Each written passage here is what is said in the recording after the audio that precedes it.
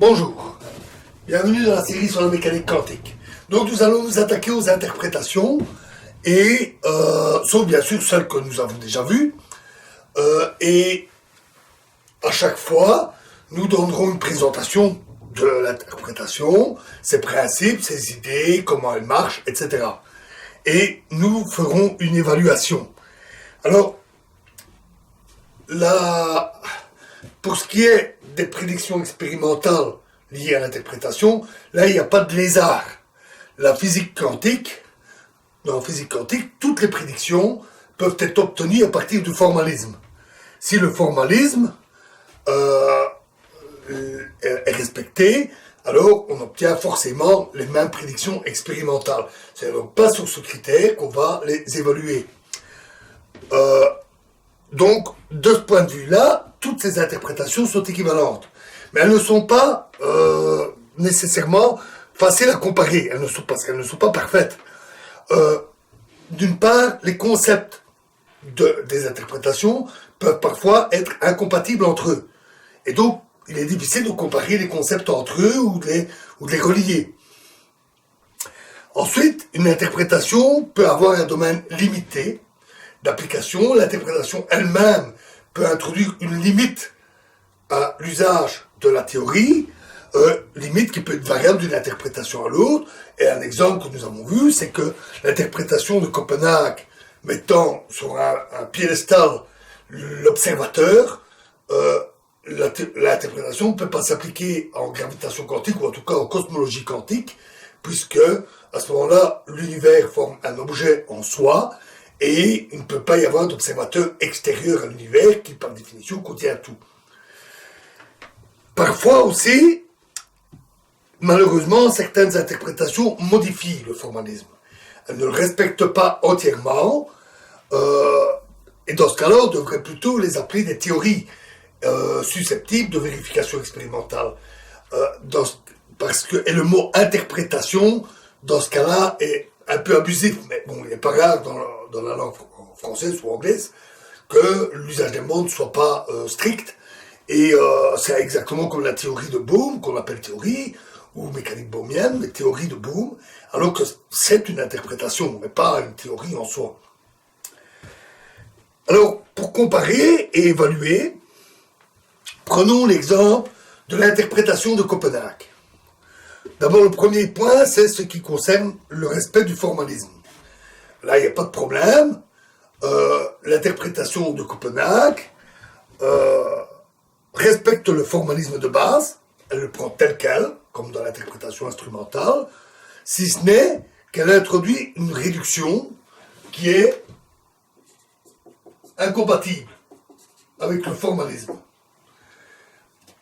Alors, dans l'interprétation, ce n'est pas grave, puisqu'elle considère des observateurs macroscopiques classiques, là où se produit la réduction, et des systèmes microscopiques quantiques décrits par l'équation d'évolution. C'est donc séparé, et ça marche.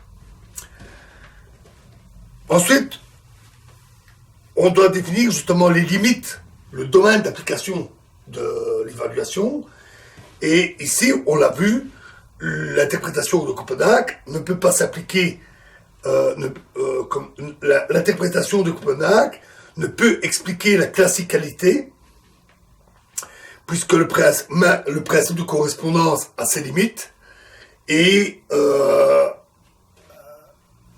car les aspects classiques, la classicalité, est présupposée à travers l'observateur et l'appareil de mesure.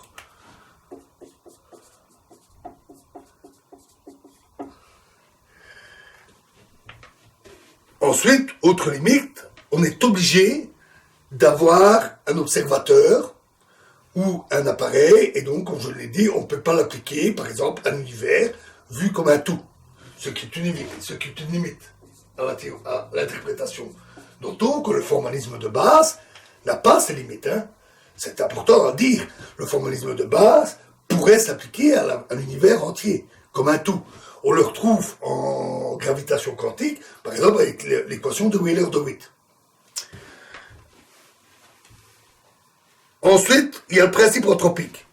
On a dit qu'on devait les rejeter. Et ici, comme on donne un rôle privilégié au domaine classique, et plus précisément aux observateurs et aux appareils classiques, elle applique une certaine forme du principe d'entropie entropique.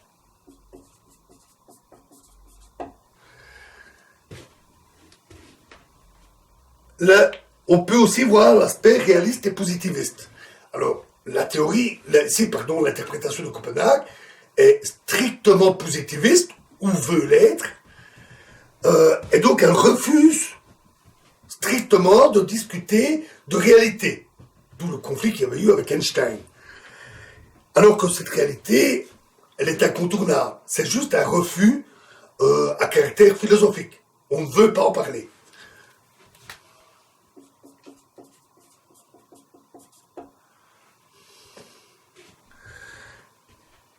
Il y a aussi le respect du rasoir d'Occam, que nous avons vu.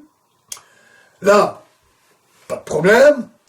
L'interprétation de Copenhague considère les situations expérimentales, comme les données, donc l'aspect classique vient de là, et le formalisme. Mais elle rajoute la réduction.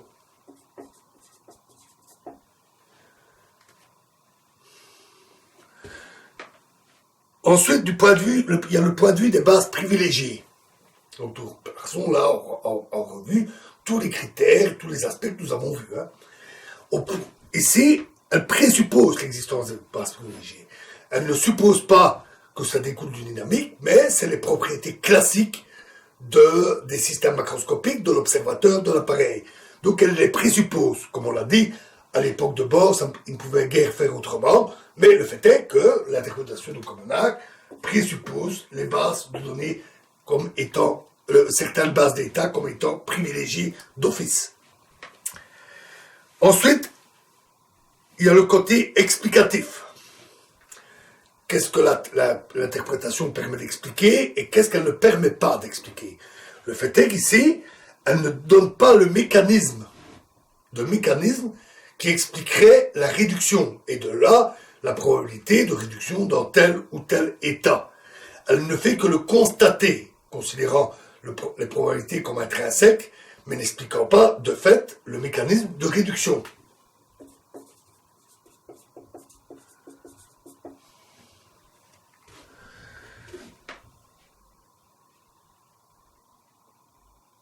Alors, un point important aussi à soulever, c'est le côté pédagogique. Puisque, après tout, nous recherchons une interprétation pour essayer de comprendre la mécanique quantique, pour l'expliquer, la comprendre. Donc, il doit y avoir un certain côté pédagogique. Elle est proche de l'interprétation instrumentale, qui est évidente et simple. Et donc, l'interprétation de Copenhague, en soi, elle-même, est pratique et simple. Et donc, elle est très pédagogique.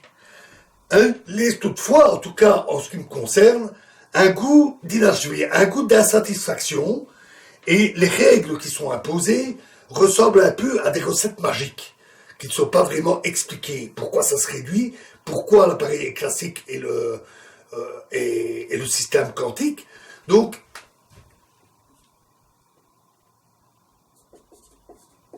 au niveau pédagogique, elle est simple à expliquer, mais l'explication est insuffisante. Enfin, du point de vue des défauts,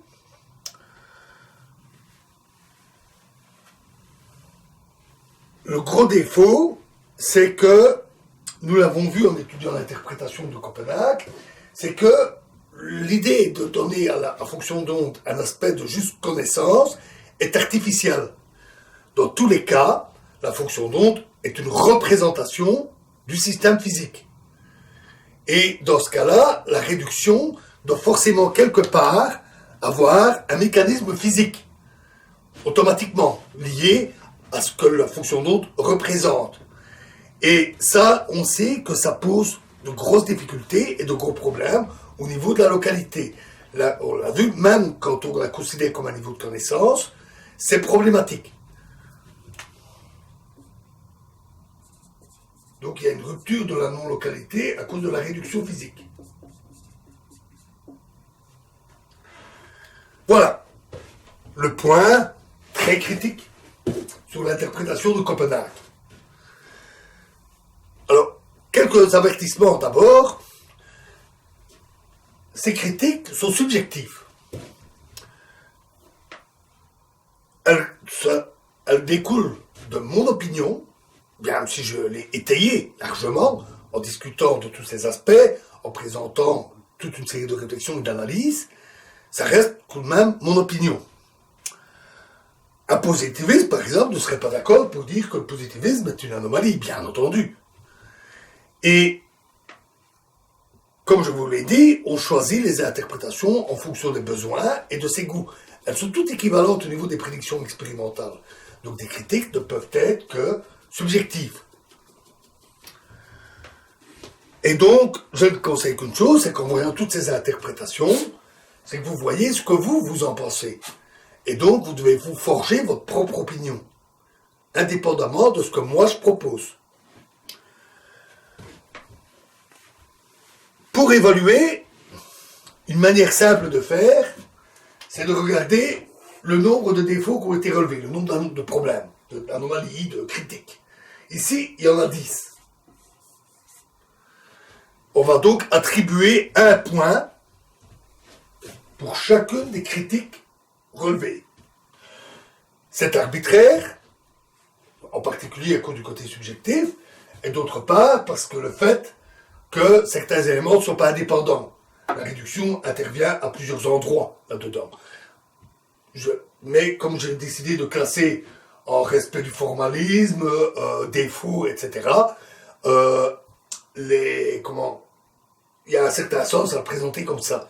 Mais ça reste une estimation. Le but est d'avoir une estimation de l'évaluation selon les critères que j'ai proposés. Et non avoir un jugement de valeur absolu. Ce n'est pas un jugement de valeur. Je ne dis pas telle interprétation est mauvaise ou non. C'est juste une estimation du respect des critères que je recherche.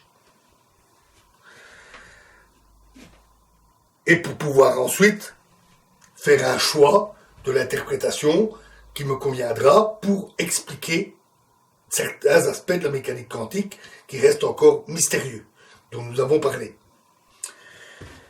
Ici, évidemment, on obtient un score, et ce qu'on recherche, c'est d'avoir le score le plus petit possible, puisque ce sont des critiques. À la fin, quand nous aurons vu toutes les évaluations, donc on va présenter chaque évaluation et donner cette évaluation, à la fin, on fera le point. Qu'est-ce qui convient? Y a-t-il une interprétation qu'on peut adopter? Ou est-ce qu'on doit en prendre une et l'aménager, faire un certain nombre de changements pour corriger certains défauts, certaines des critiques? Ou peut-on prendre une partie d'une interprétation et une partie d'une autre pour faire quelque chose qui nous convient mieux? Ça, on verra. On fera le point à ce moment-là et on en décidera.